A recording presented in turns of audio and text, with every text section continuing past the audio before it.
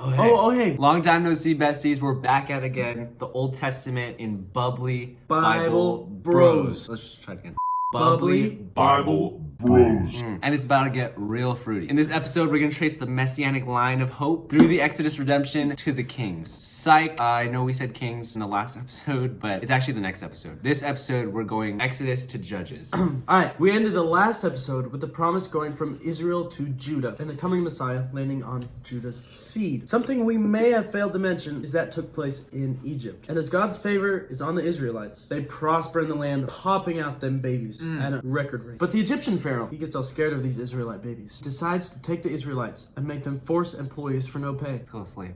Anyways, Egypt goes full dino on the Israelites, and so Israelites really feeling the heat. Yes, they are. Egypt purposefully increases their labor while putting the Israeli babies in danger. Egypt is almost the new Babel, a city of sin. They are the seed of the serpent. On top of this, we have no Messiah in sight. Where is he at? But let God cook because he's sending someone juicy to pick them up. I love juice.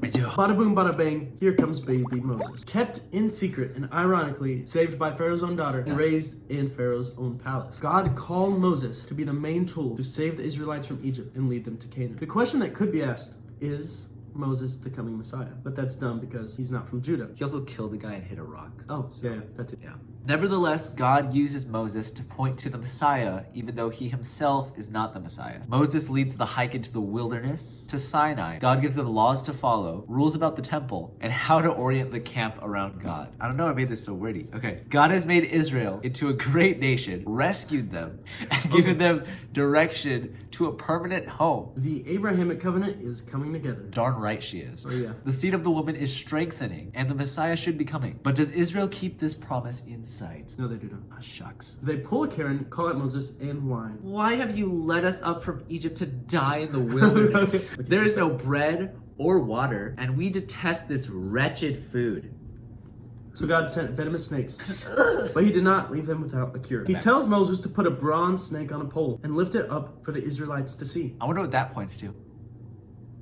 That's a good question, Rock. Obviously, this must be pointing the Israelites back to their need for one who can heal them and ultimately rid them from the serpent. Obviously. Moving on, by God's miraculous grace, Israel reaches the promised land. This is under Joshua because Moses hit a rock and God didn't want that. Nuh-uh. But Moses exhorts them just before they enter the promised land to stay faithful to God and remember his promises. But literally Moses doubts they could do well. But what does that old geezer know anyway? Because they march around Jericho and take Canaan. So they did it, right? No. No. The land is theirs, but they still need to clean out some low-life cities that speckle the land. But the essential thing is, can they do that without forgetting God and falling into idolatry? That's the question. That's the question. Can they kick out all the baddies without falling down bad? And well, Sam, I think they can. And that's where you're wrong. Because they fall on their faces so bad that their teeth almost look as bad as the British. Just like when from creation to fall, when you think they're set up right, they just spiral into sin. Because as the author of Judges said, in those days in Israel, there was no king, and every man did what was right in his own eyes. Oh, you did that without looking? Yeah.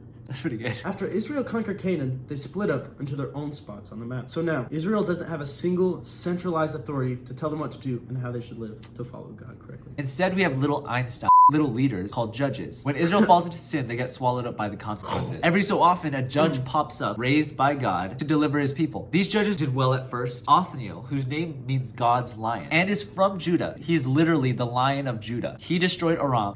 # Slayer. Next, we have Ehud, top G. He was a dope dude. He went full spy mode, snuck a sword into King Eglon's palace, and lost it in his belly. Who is actually almost as big as your mama.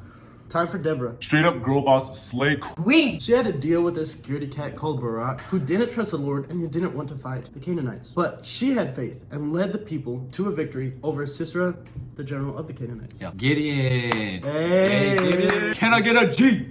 G. Yeah, he was a wimp. Super coward. Yeah. Tested God a bunch. You know, I don't know how God didn't kill him. I would. Yeah. God uses him to defeat Midianites though. But then he kills a bunch of his own people for not helping him. So. Okay, let's skip on a little bit to Samson. This dude was ridiculous, touching dead animals, Revealing his secret hair routine to a prostitute. married a Philistine, Killed Philistines for a bet. just to name a few things. And for the last story in Judges, a Levite man travels with his concubine through a Benjamite city. Benjamite?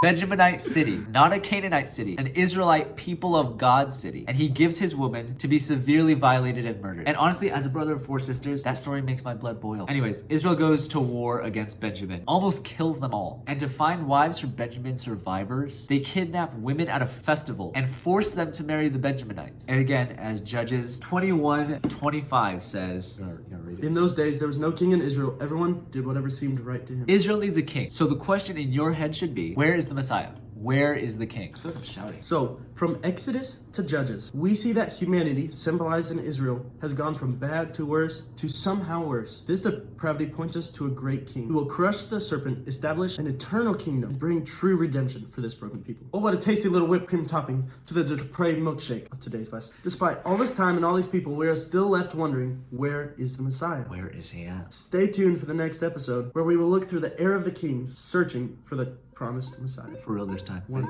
2, 3. Until next time, Bible besties.